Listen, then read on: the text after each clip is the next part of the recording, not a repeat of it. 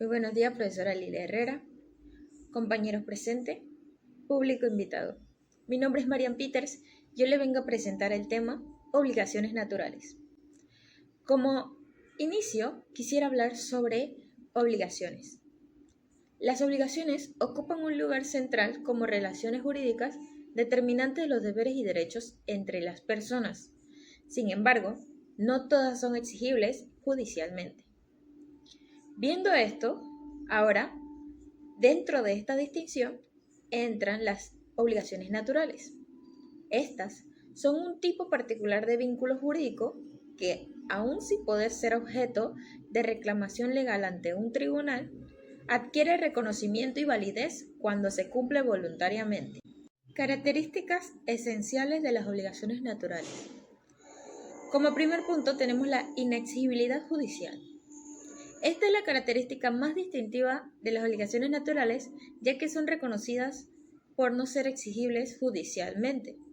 Esto significa que, si el deudor no cumple con la obligación, el acreedor no puede recurrir a los tribunales para forzarlo a cumplir.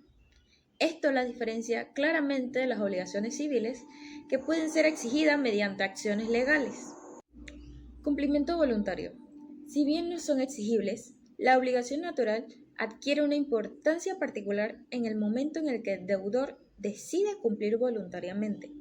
Una vez que el deudor realice la prestación debida, no puede exigir su devolución o reclamar que se le reintegre lo pagado, argumentando que no estaba obligado a cumplir esta prestación. Diferencia con obligaciones inmorales o ilícitas. Es importante señalar que las obligaciones naturales no deben confundirse con aquellas obligaciones que derivan de actos ilícitos o inmorales, mientras que las obligaciones naturales son jurídicamente válidas, pero carecen de fuerza coactiva. Las obligaciones ilícitas o inmorales, por ejemplo, una deuda derivada de un contrato de juego no permitido por la ley, no tiene ningún efecto jurídico y su cumplimiento no es exigible ni puede ser válido legalmente. Importancia de las obligaciones naturales. Aunque las obligaciones naturales no tienen la misma fuerza que las obligaciones civiles, su existencia destaca la sofisticación del sistema jurídico romano y de los sistemas que los heredaron, en su capacidad de reconocer distintos grados de deberes y responsabilidades. Gracias a esta obligación, permite que el derecho integre la moral y la costumbre social dentro del sistema legal, sin necesariamente imponer sanciones legales por su incumplimiento. Aquí quisiera agregar ejemplos sobre la obligación natural en el derecho romano y la obligación natural en el derecho moderno, en nuestra actualidad. Como primer punto, tenemos: Lucio tomó prestado 100 denarios de Gaius para comprar semillas para su cultivo. Sin embargo, pasaron varios años y Gaius no exigió el pago dentro del plazo establecido por la ley, por lo que la deuda prescribió. Aunque Gaius ya no podía reclamar el dinero legalmente, Lucius decidió pagarle los 100 denarios como muestra de gratitud por la ayuda.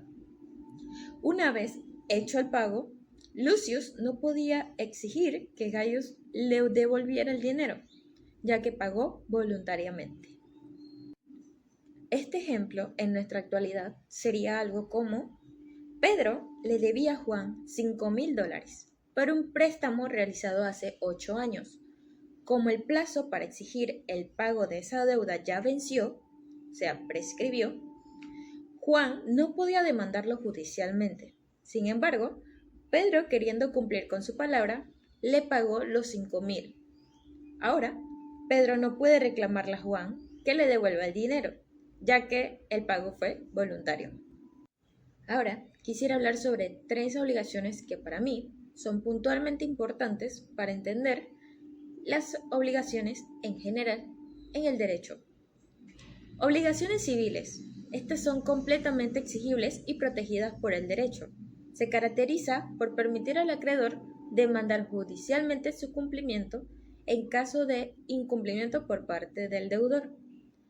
Obligaciones naturales. Estas, aunque se sitúan dentro del ámbito del derecho, se distinguen de las obligaciones civiles, ya que no pueden ser exigidas judicialmente. Y por último, las obligaciones puramente morales.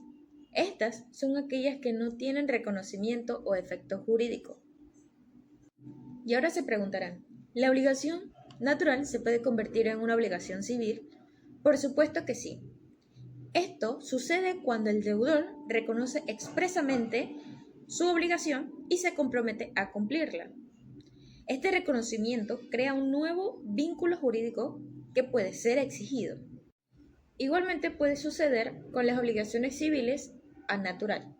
Esto sucede cuando el acreedor no ejerce su derecho a exigir el cumplimiento de la obligación. Una vez expirada el tiempo, esta obligación puede subsistir como una obligación natural. Como conclusión, las obligaciones naturales del derecho romano nos enseña que el derecho es, en última instancia, una construcción social que debe adaptarse a las realidades morales y sociales de su tiempo. La flexibilidad y la equidad que estas obligaciones aportaron al derecho romano han dejado una huella profunda en los sistemas jurídicos contemporáneos, recordándonos que el derecho debe ser una herramienta no solo de control, sino también de justicia y equidad.